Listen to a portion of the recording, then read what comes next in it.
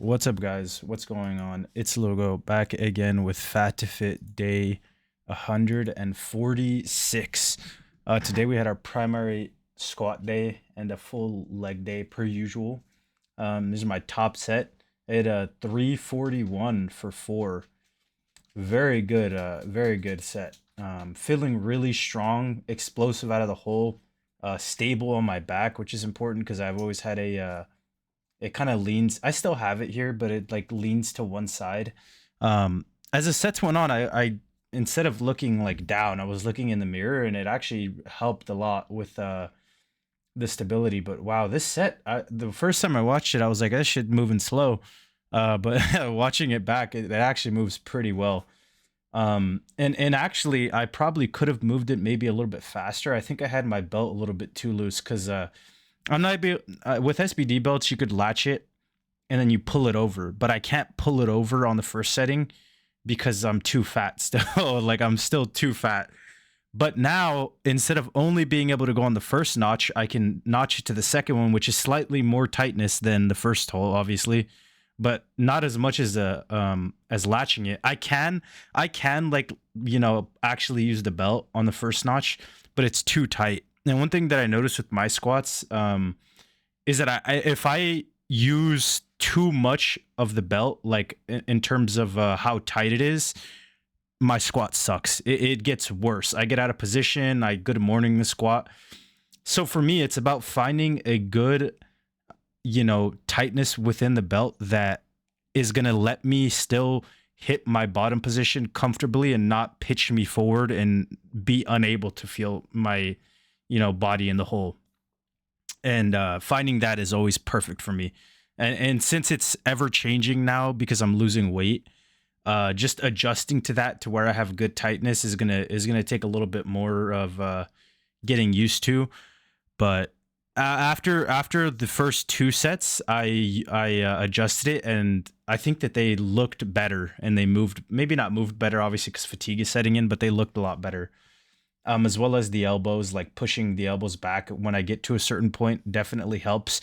And I've for sure noticed that, and it's not just in my head. Like I definitely noticed it a little bit over halfway through the rep when I pull my elbows back from under where they are. It helps to accelerate the get up. I don't know why. I'm not that smart when it comes to that stuff. I'm not really smart at all, if I'm being honest. But it's just these feely things for me, like these touchy feely things where it's like I'm experimenting and it feels good, so I'm gonna keep it. And I think that that's really important to have as a lifter, but also as a power lifter. Like you need to be able to adjust these things, which is the same thing here with this leg press. I was like, this feels weird. The back of my left leg was like kind of shitty, and I think it's because my feet were uneven as well, and I think I'm going a little bit too wide on the leg press, so and too low with flats. Because when I do the last time I did leg press was with heeled shoes, and I was trying to match that height on leg press,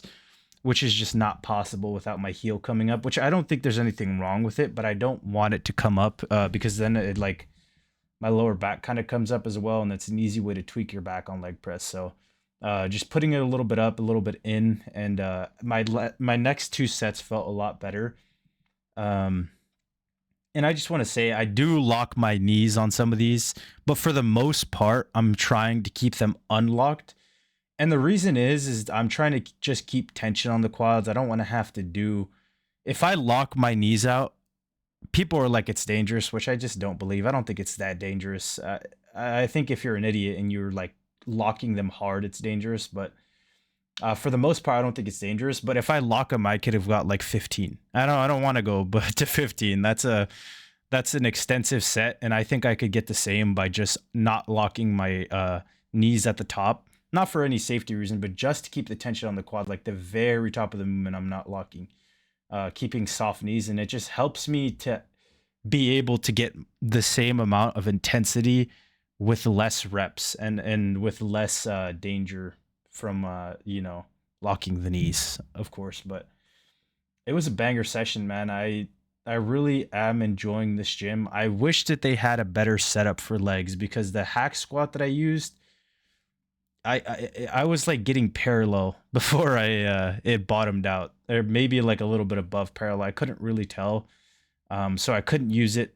Pendulum I didn't try. I'm pretty sure the pendulum is good though, and then the power squat looks good. But I really wish they had a belt squat, and this is just a personal like nerd thing. But for me, belt squat is just the best squat assistance exercise and leg builder, because as somebody who's a little bit like, I'm not lanky, but I'm a little bit like, I would say I'm average height, which is just like, I'm never going to be built that great for squatting. Maybe like okay, but just removing that spine loading from a squat movement and just being able to load at the hips and the quads specifically is just, it's just like unmatched for my squat and legs. So I hope, I really think that they're gonna get one, but I really hope that they get one at some point, because they do have multiple gyms, and I do believe that one of them does have a belt squat, has a rhino. Um, so I really hope that it doesn't even have to be like an on brand one. As long as they get one for me, I'll be like really happy.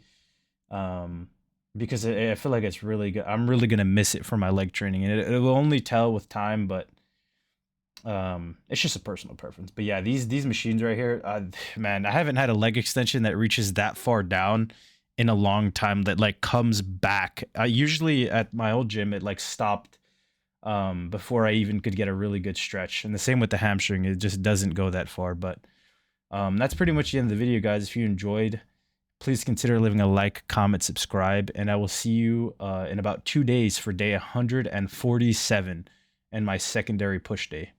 Thanks for watching.